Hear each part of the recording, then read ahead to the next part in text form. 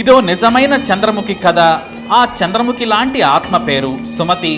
సుమతి వలపు లేదా సుమతి కుట్టి అని మలయాళీలు పిలుచుకుంటారు. ఈ సుమతిని చూడాలంటే అర్ధరాత్రి దాటిన తర్వాత తిరువనంతపురంలోని మైలంమూడు గ్రామానికి చెందిన అటవీ మార్గంలోని కొండవైపుకు వెళ్ళాలి. లేదంటే పాలాత్లోని అడవిలోని ఎస్ ఆకారంలో వచ్చే మలుపు దగ్గర ఉన్న ఆమె సమాధి దగ్గర నిలబడండి. తెల్లటి చీర కట్టుకుని ఆమె నడుచుకుంటూ రోడ్డు మీద వెళుతూ కనిపిస్తుంటుంది. మీకు ధైర్యం ఉంటే అక్కడే ఉండి చూడండి. కాసేపు అలాగే ఉండి చూశారంటే గుండాకి చచ్చిపోతారు. ఆమె ఆవహిస్తే అక్కడే రక్తం కక్కుని ప్రాణాలు వదులుతారు. ఒకవేళ లక్కుంటే సుమతిని చూసి తిరిగి వస్తారు. కానీ ఆ తర్వాత మీలో విపరీతమైన ప్రవర్తనలు రావచ్చు. ఇదంతా కూడా సుమతి ఆత్మ గురించి నేటికి చెప్పుకునే కథ. ఈ సుమతి భయానికి అడవి దగ్గరలో ఉన్న పోలీస్ స్టేషన్ కూడా మూసేశారు. అయినా ఆ స్టేషన్ లోనే సుమతికి సంబంధించిన రికార్డులున్నాయి. వాటిని తీయడం లేదు.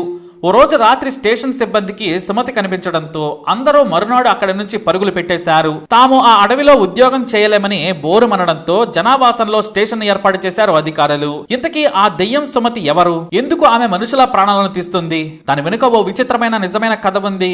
1952లో అటవీ ప్రాంతానికి ఆనుకొని ఉన్న పరాటే గ్రామంలో జమీందారు కుటుంబమైన మాధవనున్నతి కుటుంబం ఉండేది. ఆ ఇంట్లో 18 ఏళ్ల పడుచమ్మాయి సుమతి పని మనిషి. ఈమె అత్యంత అందంగా ఉండేది. ఈ జమీందారు కుటుంబంలో 8 మంది మహిళలు ఉన్నా ఆమె అందానికి సరితూగేవారే లేరు. మోకాళ్లను తాకే జుట్టు, నీలి కళ్ళు, తెల్లని శరీరం, గుండ్రని మొహం, మంచి ఎత్తు, కత్తి లాంటి శరీర సౌష్ఠవం, ఇలా కస్టమ్ మేడ్ అందంలా ఉండేది సుమతి. అంత అందమైన అమ్మాయిని జమీందారు కొడుకు రత్నాకర్ అనుభవించాలనుకున్నాడు. ఎవరూ లేని సమయంలో తన గదిలో సుమతి చేయి పట్టుకుని ముద్దు పెట్టబోయాడు. ఆమె అతన్ని నెట్టేసి బయటకు వచ్చింది.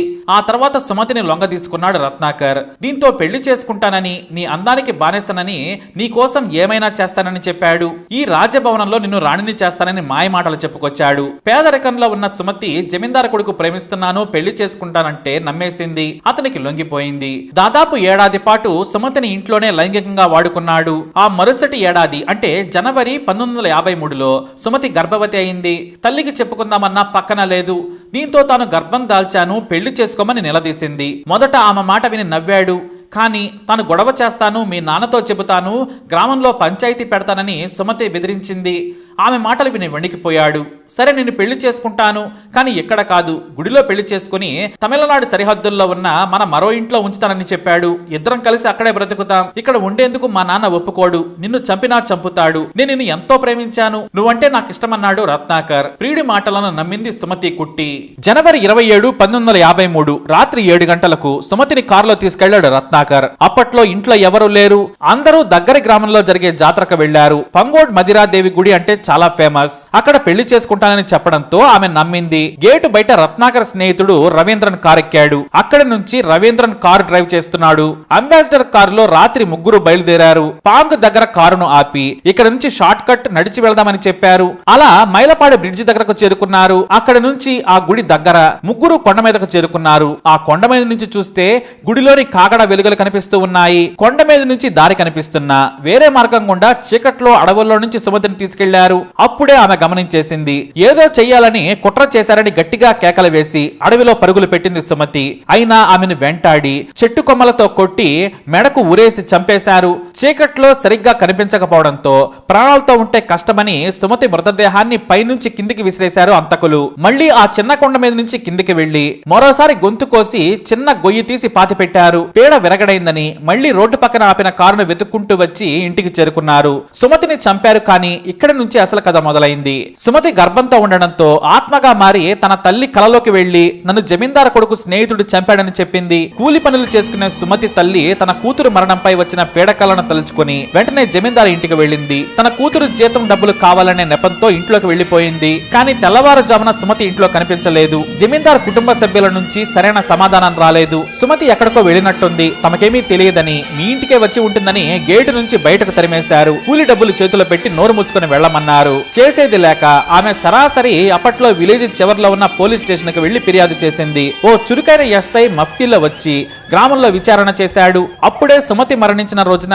పెట్టల వేటకు వెళ్లిన ఓ వ్యక్తి తాను జమీందార్ కారును ఆ రోజు రాత్రి చూశారని ఎస్ఐకి చెప్పాడు. సదరు పోలీస్ అధికారి జమీందార్ వంశస్థులను ప్రశ్నించాడు. వాళ్ళంతా రాజకీయ నాయకులతో చెప్పించినా సరే అతను పట్టించుకోలేదు. అసలు జమీందార్ ఇంట్లో ఆ రోజుల్లో కారు నడపడం వచ్చిన వ్యక్తి 24 ఏళ్ల రత్నాకర్ మాత్రమే. దీంతో అతన్ని అదుపులోకి తీసుకొని 2 రోజుల పాటు విచారించడంతో అసలు కథ బయటపడింది. అంతేకాదు శవం పూడ్చిన చోట జమీందార్ ఉంగరం కూడా పోలీసులకు దొరికింది. పక్కా ఆధారాలతో చార్జ్ షీట్ నమోదు చేయగా హంతకులు రత్నాకర్ రవీంద్రన్ కు 15 ఏళ్ల జైలు శిక్ష విధించింది న్యాయస్థానం.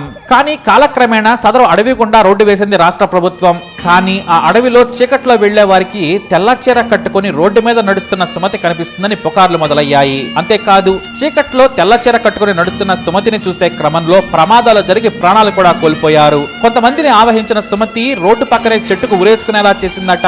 ఇలా 4 యువకులు కొన్ని నెలల తేడాతో రోడ్డు పక్కన ఉరేసుకుని చనిపోయారు. ఇది సుమతి దెయ్యంగా మారి చేసిన పనేనని మీడియాలో కూడా వార్తలు రావడం మొదలైంది. ఈ రహదారిలో దెయ్యంతో ప్రయాణం అంటూ సుమతి కథ బయట ప్రపంచానికి తెలిసింది. ఆశ్చర్యకరమైన విషయం ఏమిటంటే సుమతితో రత్నాకర్ ప్రేమ నిజమేనని అతని తండ్రి కూడా చెప్పాడు. ఇప్పటికీ సుమతి సమాధి ఉన్న ఎస్ మలుపు ఉన్న మార్గంలోనే దెయ్యం తిరుగుతుందని, మానవులను వెంటాడుతుందని బలంగా నమ్ముతున్నారు స్థానికులు. తాము చూసామని ట్రక్ డ్రైవర్ల నుంచి బైకుల మీద వెళ్లే వారి వరకు చెబుతున్నారు. అందుకే ఆటోలైనా ఇంకోటైనా సరే ఆ మార్గంలో ఒంటరిగా వెళ్లారు. ఇప్పుడు ఆ రోడ్డు పేరు సుమతి వలపుగా మారిపోయింది. వాహనాలు హఠాత్తుగా పంచర్ కావడం, దెయ్యం కనిపించి మాయమవడం జరుగుతుందని భయపడుతూ చెబుతున్నారు. 65 ఏళ్ల సుమతి ప్రేమ కథ, హత్య కథ నేటికి భయపెట్టాలని ఉంటుంది. ఫైనల్ ట్విస్ట్ ఏంటంటే జైలు నుంచి 15 ఏళ్ల శిక్ష అనుభవించి వచ్చారు రత్నాకర్ రవీంద్రన్. అయితే రత్నాకర్ తన కుటుంబం చెన్నైలో ఉందని వెళ్లిపోయాడు. అతని స్నేహితుడు మాత్రం జైలు నుంచి మధ్యాహ్నం విడుదలై రాత్రి సమయంలో తన కుటుంబ సభ్యులతో కలిసి ఇదే సుమతి మార్గం గుండా ఇంటికి చేరుకున్నాడు. కానీ మరుసటి రోజు తెల్లవారుజామున ఉరేసుకుని రవీంద్రన్ చనిపోయాడు. కానీ రత్నాకర్ మాత్రం ఆ మార్గంలోకి వెళ్లలేదు. వెళ్లి ఉంటే అంతటితో సుమతి కథ పూర్తయ్యేదేమో, అతని కోసమే అక్కడ ఎదురు చూస్తుందేమో. మొత్తానికి సుమతి ఆత్మరూపంలో ఆవహించి ఉరేసుకునేలా చేసిందని గ్రామస్తులు కూడా చెబుతున్నారు. కానీ రత్నాకర్ ఏమయ్యాడనేది తర్వాత ఎవరికీ తెలియలేదు. ఇది మొత్తానికి సుమతి కథ. చంద్రముఖిలా సినిమా తీస్తే అంతకంటే సుమతి కథ ఇంకా బాగా ఆడుతుంది, బ్లాక్ బస్టర్ అవుతుంది అంటున్నారు స్థానికులు. మరి ఈ వీడియో ఇన్ఫర్మేషన్ మీకు నచ్చినట్లయితే తప్పకుండా వీడియోని లైక్ చేయండి, షేర్ చేయండి, మా ఛానల్ని సబ్స్క్రైబ్ చేసుకోండి.